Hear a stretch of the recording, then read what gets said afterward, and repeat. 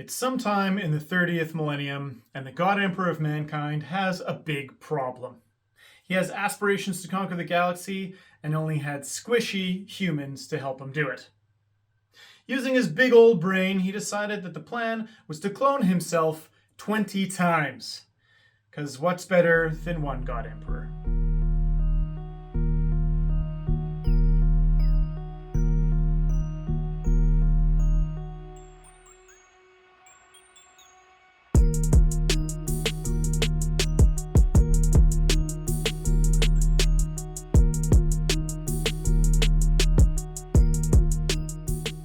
He came up with the plan to clone himself using selected parts of his own DNA to make genetically modified super beings. They would be designed to be stronger, faster, bigger, and much smarter than anything else around. They would be unrivaled in battlefield intelligence and planning. Classified as demigods, he knew he could count on them to unify the galaxy with him on his great crusade. Now, creating super mutant beings is something the Emperor had already done. He created a group of beings called the Thunder Warriors. The Thunder Warriors were extremely strong and assisted the Emperor in his conquest and unification of Terra. However, they were considered a failure. They were prone to violence, and on occasion would just randomly die, which are not traits you want on the resume of someone who is assisting you in conquering and unifying the galaxy. Because of their bloodlust and short lifespan, the Emperor deemed them unusable for galactic conquest. But the Emperor, even with his unsurpassed intellect, couldn't quite figure out how to accomplish the task of cloning demigod sons. So he recruited some of the best genetic scientists to assist him. Two of the most notable are the perpetual being Erda and Amar Astarte, a natural fit for the Emperor's plans.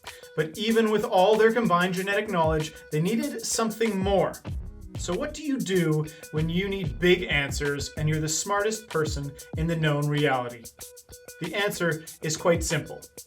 Try another reality. The planet Moloch had a strange and unexplained anomaly, a portal that would allow you access to different places in space and time. They called this the warp. It was known that other beings of immense power lived there and might be able to give knowledge to assist the creation of the Primarchs. So the Emperor went on a little road trip with some friends to go check it out. The brief time the Emperor spent in the warp gave him new power and knowledge, enough to complete the Primarch Project. Though it has been theorized that even though he wasn't gone for long, the Emperor may have spent over 300 years in the warp, as time outside the warp passes at a different rate. The Emperor's time in the portal is a complete mystery. What he did and how he learned new information on how to harness warp energy to feed his little babies was kept a complete secret. Though it is likely he made a deal with some powerful entities that gave him the tools to manipulate the warp to create his Primarchs. It should be noted that each Primarch is gifted in the warp even if they don't show it. Being gifted in the warp means you are more susceptible to its wacky ways, and probably part of the reason so many of them fell to chaos. Their ties to the warp can be seen when they eventually die, as many of them have sent shockwaves of energy that can be felt through each member of their legion, no matter where in the galaxy they might be. With his newly gifted knowledge, the Emperor began the Primarch Project. He extracted a subset of his own DNA to act as the foundation for a gene stock. But that wasn't enough. He needed to combine that DNA with that of the perpetual Erda. He also deleted traits from his own genetic code, mixed it all up with a little bit of warp energy, and boom, crafted 20 unique individuals. Though with all the gene splicing going on, it's hard to tell just what the Emperor was thinking when he created each of these demigods. It was noted later on, after an apothecary got his hands on the gene seed, that in many cases, not all of the gene seed was in fact human, which would explain why Leman Russ, the Primarch of the Space Wolves, is almost feral and has many wolf-like traits. And the Space Wolves have a tendency to turn into wolves if they fail to complete the initiation trials after coming in contact contact with the gene seed. Knowing how valuable the Primarch babies are, and maybe realizing that the deal he made on Moloch has the potential to go sour, he added extra fortifications to the cloning lab. He knew his sons would be at their weakest while gestating in their pods, so he crafted powerful arcane glyphs and inscribed each capsule with its own counter magic. That, combined with the most powerful Geller field ever made, he felt that his little boys would be safe to grow in the depths of the Imperial Palace. And they were. Until they weren't.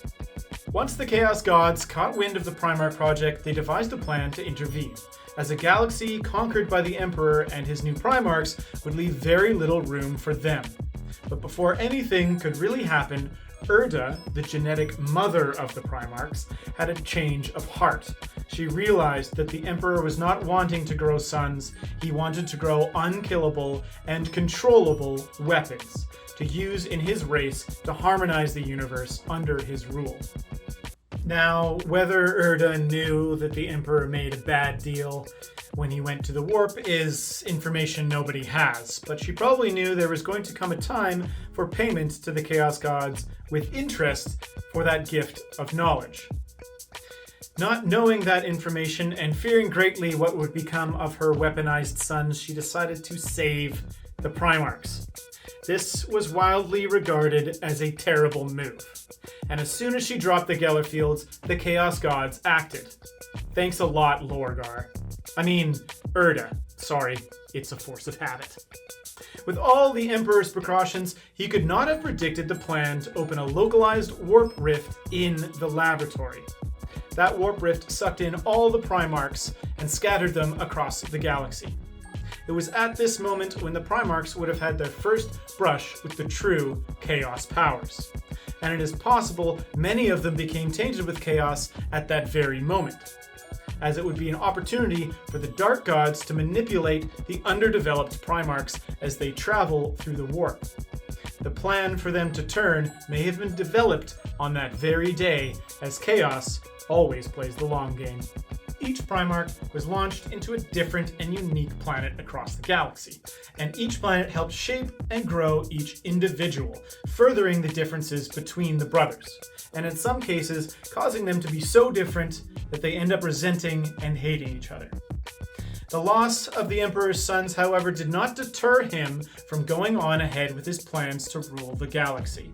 He gathered his scientists once more to develop genetically engineered organs and implants born from the leftover 20 surviving Primarch gene seeds. When these organs were implanted into a human host, they would allow that person to take on many of the physical and mental traits possessed by their father Primarch.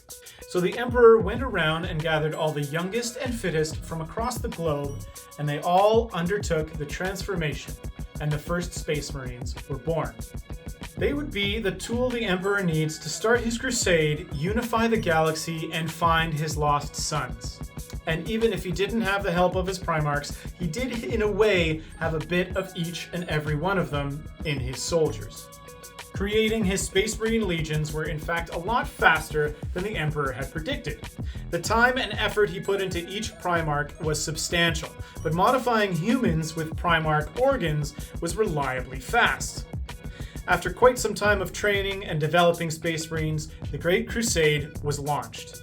First, thousands and then hundreds of thousands of human-settled worlds fell into Imperial compliance, and their conquest, carried out by the newly reunited Primarchs, was truly unstoppable. When the Primarchs reunited with their fellow legions, they were both father and older brother, and the living embodiment of all of the legion's temperament and humors. A being in which each legion saw its ultimate perfection and the ways of war personified. And the slow return of the Primarchs marked the height of the Great Crusade. But somewhere along the way, the 2nd and 11th Legion and Primarch went sour. The Emperor himself set out personally to purge the legions for their atrocities. The knowledge of the legions and their Primarchs were permanently wiped from record. The entire Imperium forbidden to speak of the 2nd and 11th Primarchs. Even every non-Primarch who ever interacted with them had their mind wiped. so they would remember nothing. And even the Primarchs themselves had their memories altered so they couldn't recall much about their lost brothers beyond the fact that they just existed. It's because of this that you will find no surprise that the Emperor himself explained that he had no emotional attachment at all to any of his sons, which is why he found it so easy to completely delete 2 of them. He claimed they were only created to serve mankind and used as weapons of war to complete his mission. That is cold. And the only reason why he allowed them to refer to him as Father was that it was only natural for any creation to refer to its creator as Father. He simply looked at them as tools for a job. Either tainted by warp energies, just plain flawed from birth, or reeling from an abusive father and son relationship, many Primarchs grew resentful of the Emperor. With all the gifts he had given the demigod sons, many of them had undesirable traits. They proved arrogant, highly competitive, especially between each other, and they were petty. Some holding grudges against each other and even the God Emperor himself. The fact that he full-on removed 2 of them and their legions from existence by himself and destroyed any knowledge of them really goes to show how terrible the God Emperor of mankind really was. This, combined with many other flaws possessed by the Primarchs, including their thirst for knowledge in the warp, led to corruption from the forces of chaos, and eventually to the Horus Heresy, where brother turned against brother and started 10,000 years of endless war. Great job, everyone. Thanks for joining me, and remember to hit the bell, like, and subscribe. And let me know if you want more content like this. And as always, let the galaxy learn.